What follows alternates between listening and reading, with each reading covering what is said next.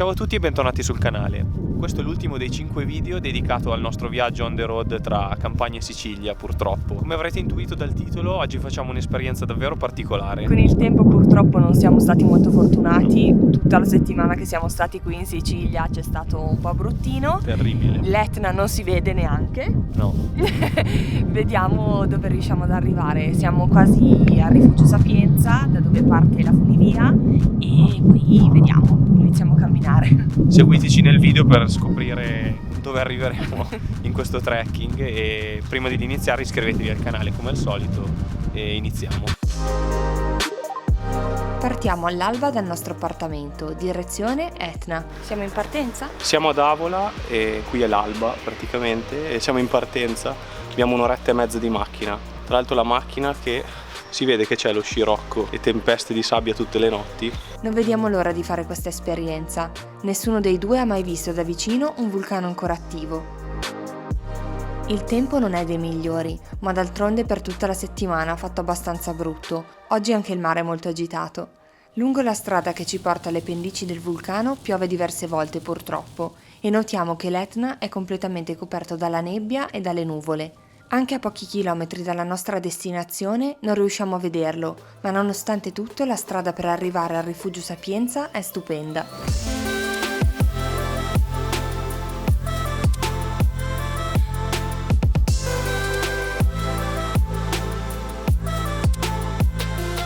Il paesaggio cambia radicalmente e tutto intorno a noi, la sabbia e le rocce diventano nere.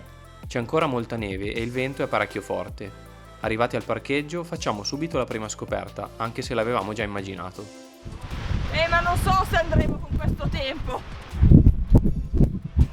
Non va la funivia. Andiamo a bere un caffè? Magari il tempo di un caffè il tempo migliora. Sicuramente. Magari beviamo il caffè, usciamo, c'è un sole che spacca le pietre. Facciamo una seconda colazione, dato che il tempo è terribile, la funivia non funziona, piove, c'è il vento fortissimo e non sappiamo cosa fare, adesso decidiamo. Andiamo comunque alla funivia a vedere cosa ci consigliano di fare, dato che il tempo è tremendo. Aggiornamento, la funivia è chiusa, si può andare fino a 2009, cioè all'arrivo della funivia, ma con i pulmini 4x4. Dato che il tempo è orrendo e anche andare a 2009 non vedremo assolutamente niente perché è tutto coperto dalla nebbia e pioveva fino a un secondo fa, staremo qui a 2000 e vedremo i crateri silvestri. Si può partire a piedi da qui, iniziamo a camminare. Giusto per informazione, il costo della funivia è di 30 euro. I crateri silvestri o monti silvestri si trovano proprio accanto al Rifugio Sapienza e a tutte le altre strutture nate qui a 1900 metri, dove si trova la partenza della funivia.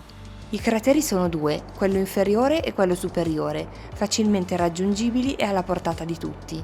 Si sono formati con l'eruzione del 1892 e hanno un colore che varia dal nero al rosso davvero spettacolare. Non avevamo mai visto niente di simile.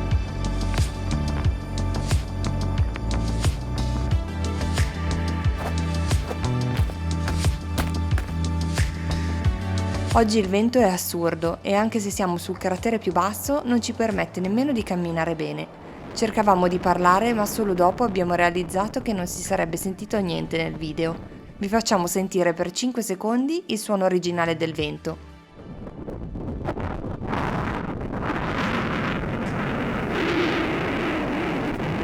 Adesso provo a tirare su un drone e sfidare il vento più forte mai trovato. Se resiste a questo vuol dire che è veramente impossibile da battere.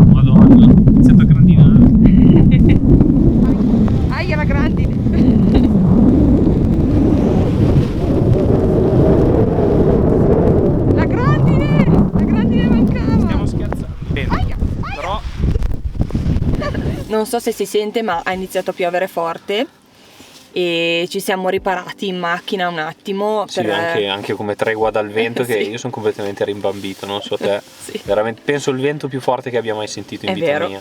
Stavamo in piedi a fatica e abbiamo fatto il giro intorno ai crateri silvestri inferiori. Adesso dobbiamo decidere se andare a vedere anche quelli superiori.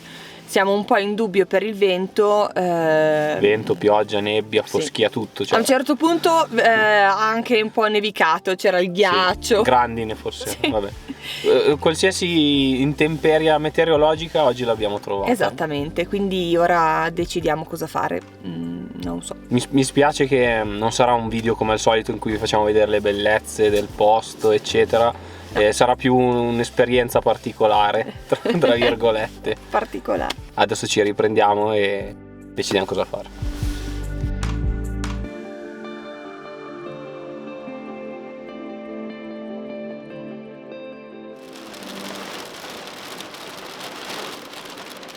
Niente, abbiamo abbandonato l'idea di fare il cratere silvestre superiore. Più che altro il tempo ha deciso per noi e quindi abbiamo deciso di venire a Catania. Non era nei nostri piani, però siamo passati dalla grandine al sole e quindi direi che adesso facciamo un giretto. Girare per il centro storico di Catania è stato davvero piacevole. Passeggiando per la principale via Etnea raggiungiamo la piazza del Duomo, dove si trovano la bellissima cattedrale di Sant'Agata e la fontana dell'Elefante, simbolo della città. La statua dell'elefantino è costruita in pietra lavica porosa di un colore grigio scuro, che caratterizza anche molte delle costruzioni del centro. Proprio accanto alla piazza si trova la pescheria, mercato del pesce davvero colorato e caotico.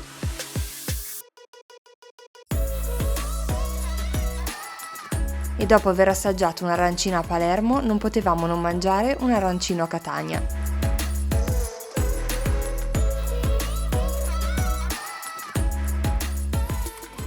Quindi ci siamo magicamente teletrasportati in camera. Avevamo un'idea un po' differente di come sarebbe andata questa giornata, però il tempo non possiamo ancora comandarlo. L'idea iniziale era quella di arrivare al Rifugio Sapienza, prendere la funivia e poi dall'arrivo della funivia camminare per circa 2 ore fino alla Torre del Filosofo, che è l'ultimo punto dove si può arrivare senza guida, quindi in autonomia. A 2900 metri. Esatto, quindi eravamo appena sotto il cratere sommitale, sì, mi sembra si chiama. 300-400 metri sotto sì. la massima altitudine raggiungibile. Esatto, e ci sarebbe stata una vista stupenda, peccato che non l'abbiamo proprio vista, no. la cima dell'Etna era completamente coperta. E poi una volta fatto il trekking avremmo voluto prendere la Circum Etnea, che è una linea ferroviaria che gira intorno all'Etna appunto, e per vederlo da un'altra prospettiva, ma ovviamente abbiamo rinunciato perché si sarebbero viste a malapena le rotaie probabilmente, quindi anche quello abbiamo rinunciato. Come avete visto siamo andati a Catania. Oggi c'era una visibilità pari a 0, sembrava di essere a casa in pianura padana più o meno, e quindi vabbè, è andata così. Vorrà dire che dobbiamo tornare e riprovare per vedere l'Etna. Il video di oggi finisce qui, ma non solo il video, anche il nostro viaggio tra Campania e Sicilia. Speriamo che vi siano piaciuti tutti e 5 i video. Tra l'altro, se ve li siete persi, vi lasciamo in ordine i 4 link ai video precedenti, così potete recuperare tutta l'avventura che abbiamo fatto. In ultimo, prima di salutarci, scriveteci nei commenti se voi siete riusciti a vedere l'Etna e se avete fatto il trekking che volevamo fare anche noi. Oppure se è una cosa che vi piacerebbe fare in futuro, probabilmente non ispirati dal nostro video.